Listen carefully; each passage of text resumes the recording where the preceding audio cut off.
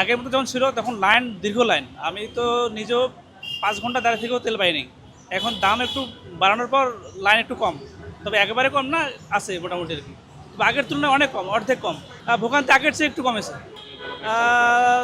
শুধু শুধু বাইকের তেলের দাম, অকটেনের তেলের দাম বাড়তো, ঠিক আছে ঠিক আছে, কিন্তু এখন তেলের সঙ্গে বাকি যেগুলো সামঞ্জস্যপূর্ণ ওগুলোও বাড়তেছে। এটা সাধারণ মানুষের জন্য খুবই সমস্যা হয়ে যাচ্ছে।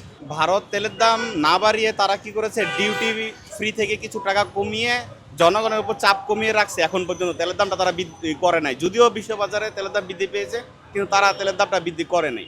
তা আমাদের সরকারের উচিত ছিল যুদ্ধটার দিকে, ইরান এবং মার্কিন যুক্তরাষ্ট্রের যুদ্ধটার দিকে খেয়াল রেখে আরও কিছুদিন আমাদের জনগণের উপর যাতে দামটার চাপ না পড়ে সেদিকে চাপ না দিয়ে তাদের উচিত ছিল যে ওই যে ভারত যেভাবে ডিউটি ফ্রি করছে, আমাদেরও কিছু ডিউটি ফ্রি সরকারের উপর নিয়ে এটাকে সমন্বয় করা উচিত ছিল।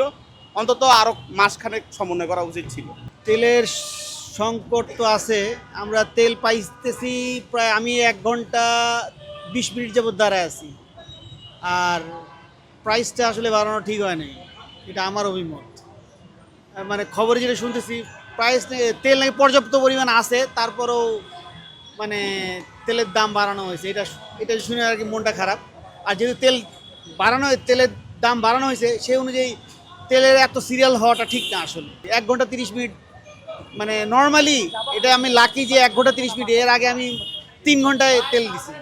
স্বস্তি প্রকাশ করার মতো কিছু নাই আসলে। এটা খুব একটা সুসংবাদ না যে স্বস্তি প্রকাশ করব, এটা আমাদের জন্য দুঃসংবাদই। তেলের দাম বাড়ার সাথে সাথে এটার সাথে ইনক্লুডিং আর অনেক কিছু থাকে, জিনিসপত্রের দাম বাড়বে, যাতায়াত ভাড়া বাড়বে, সব কিছু কস্টলি হয়ে যাবে। তো এখন আমি মনে করি এটা আসলে যে সংকটকালীন সময়, যেহেতু সরকার দাম বাড়িয়েছে, তো কিছু করার নেই আসলে। তেলের দাম বেড়েছে, আর আমি এই পর্যন্ত 2.5 ঘন্টা লাইনে ছিলাম। এখান থেকে শুরু করে লাইন ঘুরে ঘুরিত হয়ে অনেক দূরে ঘুরে আসছি। তো অনেক ভোগান্তি বাড়ছে, সংকটও কমে নেই। ওনারা যত যাই বলুক, গভর্নমেন্ট যত যাই বলুক, ঠিক আছে, আসলে কাজের ক্ষেত্রে কোনো কিছুই করেনি ওনারা। চ্যানেল বি প্লাস, নতুন সূর্যোদয়, নতুন বাংলাদেশ।